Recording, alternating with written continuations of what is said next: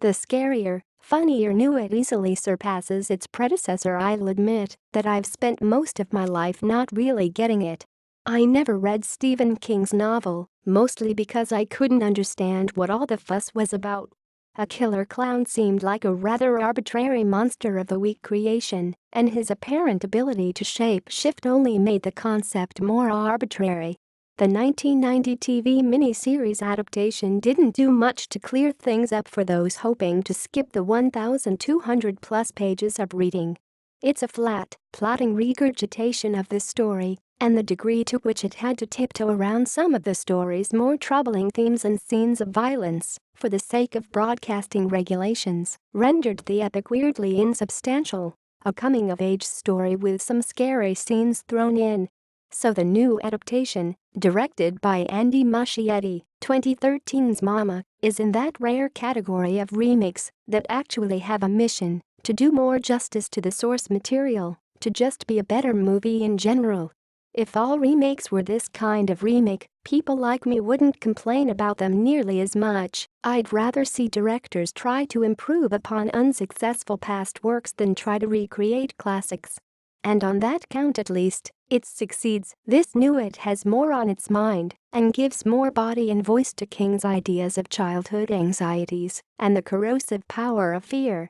It's also a good deal more scary, and not just because its R rating allows it to show little Georgie Denbrough flailing around with a missing arm in its rendition of its first attack. The film opts to only take on the childhood half of King's story and time jumps it to the late 80s instead of the 1950s, presumably so the expected Volume 2 can take place in our present day. It takes place in the small town of Derry, Maine, and centers on a group of 7 young outcast teens known as the Losers Club.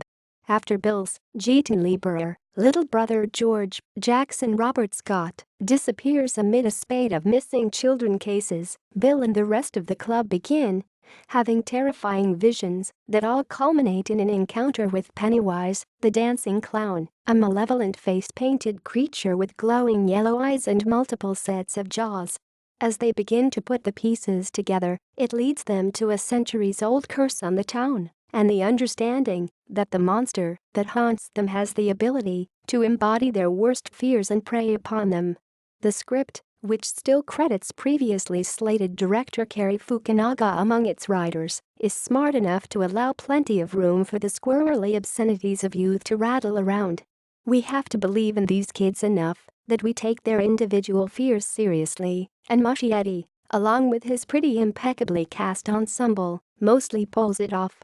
There's more development and depth here, and more laughs as well, than there was for any of their 1990 counterparts. Stranger Things' Finn Wolfhard as foul-mouthed smart Alec Ritchie is a particular standout. He's an incredibly recognizable knot of insecurity and wit that doesn't always know the best time for a joke. Sophia Lillis as Beverly is also a bright, empathetic screen presence, a tomboyish girl from the wrong side of town with a troubled home life who seems to be clinging to her own youthful innocence even as it's pulled away from her. The trick of the film, and as I understand it, the reason the book is as long as it is that it develops the group dynamic of the Losers Club in tandem with each individual's inner life and cornucopia of anxieties. That's TV series level complexity and tough to nail in a film even north of the 2-hour mark. But it mostly does it, albeit for some characters more satisfyingly than others. As a whole, though, all the points of view feel lived in, and the nightmares all the more real for their grounding. And is it scary? My mileage may vary, but I found myself pleasantly gripped by at least 3 sequences so alarming that by the time they were over I found I had involuntarily moved quite literally to the edge of my seat. There's some great pure craft and design in some of the most standout set pieces, particularly with the ghouls that haunt uptight Jewish boy Stan and hypochondriac Eddie, played with fantastic melodrama by Jack Dylan Grazer.